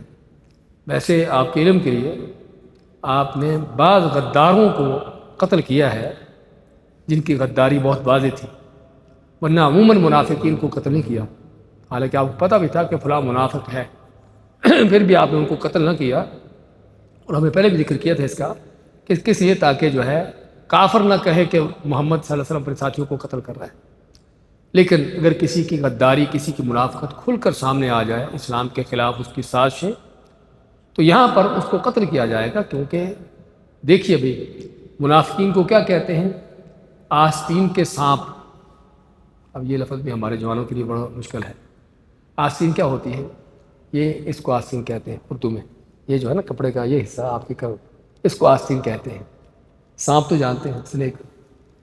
تو منافق جو ہیں وہ آستین کے سانپ ان کو کہا جاتا ہے۔ کیا مطلب؟ کہ آپ کے اندر گھسے ہوئے ہیں، آپ کے کپڑوں کے اندر گھسے ہوئے ہیں آپ کے ساتھ۔ اس سے بڑھ کر بھی کوئی نقصان دہ چیز ہے؟ ہاں، سانپ سامنے آپ کو نظر آ رہا ہے، آپ اس کو ماریں گے، ایک سانپ آپ کے کپڑوں کے اندر گھسا ہوا ہے۔ تو منافقین یہ ہیں کہ جو آپ کے اندر گھسے ہوئے ہیں، کہ جس قدر یہ جو ہے اسلام کے مسلمانوں کا نقصان کر سکتے ہیں، وہ کھلا کافر نہیں کر سکتا۔ اس لیے جب پتہ چل جائے کسی کی منافقت، غداری کا، کھل کر کہ کیا وہ اسلام کے خلاف سازشیں کر رہے ہیں، تو پھر ایسے منافق کو چھوڑنا اسلام کی بربادی، مسلمان سوسائٹی کی بربادی ہے۔ ہاں، اگرچہ توقع کی جا سکتی ہے کہ بعد میں صحیح ہو جائے، لیکن یہ ہے کہ اس طرح کا شخص اس انداز سے جو فساد کر رہا ہے، ایسے شخص کا زندہ رہنا ہی اسلام اور مسلمانوں کی بہت بڑی ایک تباہی کا اس کا ذریعہ ہے۔ جی ہاں شیخ دوسرا یہ سوال ہے کہ منافق کی نشانیاں کیا ہیں اور اس سے اصلاح کیسے کریں؟ منافق دو طرح کے ہوتے ہیں، ہم نے پہلے بھی ذکر کیا ہے، عقیدے کا منافق، اور عموماً ہم قرآن کریم میں جو پڑھ رہے ہیں یہاں پر، وہ لوگ ہیں جو عقیدے کے منافق ہیں، دل کے منافق ہیں، دل سے اسلام کے دشمن ہیں۔ یہ تو کھلے کافر ہے، اس میں کوئی شک کی بات نہیں، بلکہ کافر سے بدتر ہے۔ لیکن ایک کافر ہے عملی منافق، ایک منافق عملی منافق ہے۔ ان کے بارے میں اللہ کے نبی صلی اللہ علیہ وسلم کا فرمان ہے، آیت المنافق ثلاث، کہ منافق کی 3 نشانیاں ہیں۔ اذا حدث کذب، بات کرے گا جھوٹ بولے گا، وَإِذَا وَعَدَ أَخْلَفَ، وعدہ کرے گا تو وعدہ توڑے گا، پورا نہیں کرے گا، وَإِذَا اؤْتُمِنَ خان، جب اس کے پاس تو امانت رکھی جائے تو امانت میں بددیانتی، خیانت کرے گا۔ اور ایک اور بھی آتی ہے چوتھی، دوسری حدیث میں چوتھی صفت کیا ہے؟ وَإِذَا خَاصَمَ فَجَر، کہ جب اس کا کسی سے کوئی لڑائی جھگڑا ہوتا ہے وہاں پر گالی گلوچ ان چیزوں پر اتر آتا ہے۔ تو یہ منافقت کی ظاہری نشانیاں ہیں۔ ویسے ابھی آپ سن رہے تھے، پڑھ رہے تھے کہ نمازوں کے اندر سستی، غفلت، کاہلی، اس طرح کی چیزیں بھی منافقت کی نشانیوں میں سے ہیں۔ تو یہ چیزیں ہیں منافقت کی، ان سے بچنا کیسے ہے؟ بچنا یہ کہ اللہ کا ڈر خوف پیدا کیا جائے، اپنے اندر اخلاص پیدا کیا۔ ہم نے آخری جو آیت پڑھی ہے، الذین تابوا اصلحوا اعتصموا باللہ، اخلاص، یہ 4 شرطیں پوری کر لیں تو منافقت سے بچ جائیں گے۔ شیخ جی ہاں چلیے شیخ تیسرا سوال آیا ہے کہ آج کل لوگ کسی کو پسند کرتے ہیں اس کے ہنر کی وجہ سے، جیسے آج کل فٹ بال چل رہا ہے تو اس کے ہنر کی وجہ سے اس کو پسند کر رہے ہیں اور اس وجہ سے فٹ بال کے کپڑے اس طرح پہن رہے ہیں، تو کیا یہ چیز ٹھیک ہے؟ اگر کافر ہے اور کافروں جیسا کلچر ہے اس کا، یعنی وہی چیز کر رہا ہے جو کافروں کے کلچر میں سے ہے، اس جیسے کپڑے، اس جیسے طور طریقے اپنانا، وہ کیا ہے؟ من تشبہ بقوم فہو منہم۔ آپ صلی اللہ علیہ وسلم کا صاف فرمان ہے کہ جو کسی قوم کے طور طریقے، شکل و شباہتیں اختیار کرتا ہے وہ انہی میں سے ہے۔ اس لیے اگر یہ جو آپ یہ کسی کو پسند ہے، کسی کو اس سے دلی طور پر محبت ہے، کسی ہنر کی وجہ سے، یعنی کوئی اچھا پلیئر ہے، کوئی اس طرح کا چیز، یا کوئی اور کسی وجہ سے، لیکن وہ جو چیزیں کر رہا ہے کفر کی کر رہا ہے، کفر کا کلچر اپنائے ہوئے ہے، اور کوئی آدمی اسی طرح کی چیزیں کرتا ہے تو وہ پھر اس جیسا ہے، وہ انہی میں شمار ہوگا۔ لیکن اگر اس کے جو چیزیں کر رہا ہے وہ کفر کے کلچر نہیں ہے، عام مسلمان یا سبھی ایسی ہے جو مسلمان اور کافروں سے مشترکہ ہے، تو پھر انشاءاللہ اس میں کوئی حرج کی بات نہیں۔ ویسے اس طرح کے بیکار لوگوں سے دلچسپیاں ہمدردیاں کرنا کسی عقل مند کا کام نہیں ہے، سمجھے نا؟ شیخ چوتھا سوال ہے کہ منافقت سے بچنے کی دعا کیا ہے؟ کوئی دعا ہے اس پر؟ اس کی دعائیں بھی آتی ہیں، اللہ کے نبی صلی اللہ علیہ وسلم کی بات دعاؤں میں ثابت ہے، اللہم طہر قلبی من النفاق، اللہ میرے دل کو منافقت سے پاک کر دے۔ اور یہ بہت اہم چیز ہے، اس طرح کی دعائیں ہمیں معلوم ہونا چاہیے اور کرنا بھی چاہیے، کیونکہ اب جس طرح بتایا ہے کہ منافقت انسان کے اندر اس انداز سے آتی ہے کہ اس کو پتہ بھی نہیں چلتا، اندازہ بھی نہیں ہوتا۔ شیطان کس انداز سے انسان سے ریاکاری، دکھلاوے، ایسے کام کرواتا ہے کہ انسان کو اندازہ نہیں ہوتا کہاں پہنچ چکا ہے، اور بعض اوقات بہت آگے نکل چکا ہوتا ہے منافقت کے اندر، اور جہاں سے اس کو پلٹنا ہی ممکن نہیں ہوتا۔ اس لیے ضرورت ہے انسان کو ہمیشہ اپنا جائزہ لینے کی کہ اس کے اعمال کہاں تک اللہ کے لیے خالص ہے، اس کے عملوں کے نیکیوں کے اندر کہاں تک للہیت ہے، اور کیا اس کی نیتیں اس کی نیتیں کس قدر خالص ہے۔ ہمیشہ نیت کو ٹٹولنے کی ضرورت ہے۔ شیخ پانچواں سوال ہے کہ آج جب الولاء والبراء کا عقیدہ بیان کیا جاتا ہے تو کہا جاتا ہے امت کو توڑو نہیں بلکہ جوڑ کے رکھو اور سب کے ساتھ مل کر کام کرو، تو سب کو لے کر چلو، کسی کے عقیدے کو نہ چھیڑو اور نہ چھوڑو۔ ہاں جی، کسی کے عقیدے کو نہ چھیڑو، اور دوسرا کیا ہے؟ نہ چھوڑو۔ نہ چھوڑو، یعنی اپنا چھوڑو نہیں، کسی کو چھیڑو نہیں، جو ہمارے یہاں سے شیطانی فلسفہ چلتا ہے نا کہ کسی کو چھوڑو نہیں اور اپنا چھوڑو نہیں، جو آپ کرتے ہو کرو، اور جو دوسرا کرتا ہو اس کو کرنے دو۔ یہ شیطانی فلسفہ ہے۔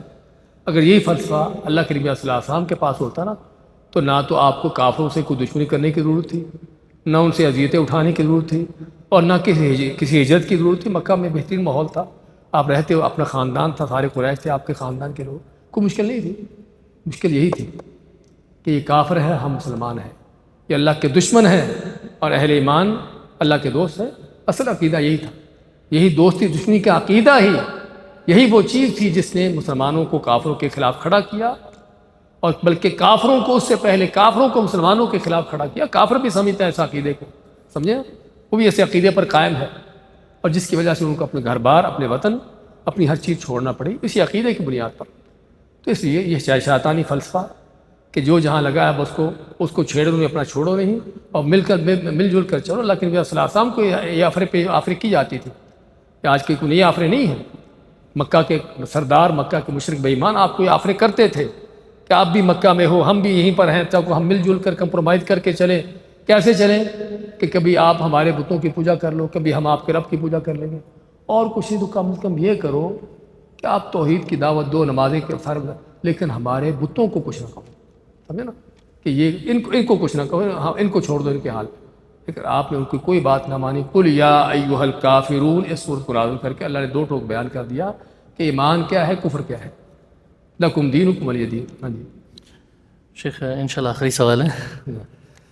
شیخ کہہ رہے ہیں کہ ایک طرف منافق ہے اور ایک طرف اہل بدعت ہے۔ اب اہل بدعت کے ساتھ اتنی سختی بیان کی گئی کہ کہا گیا ان کے ساتھ بیٹھو بھی نہیں، معاملات بھی نہیں، اور منافق کی اللہ تعالیٰ نے صفات بھی بتا دی، لیکن اس کے باوجود ان کو جنگ میں ساتھ لے کر جایا جاتا، تو ایسا کیوں؟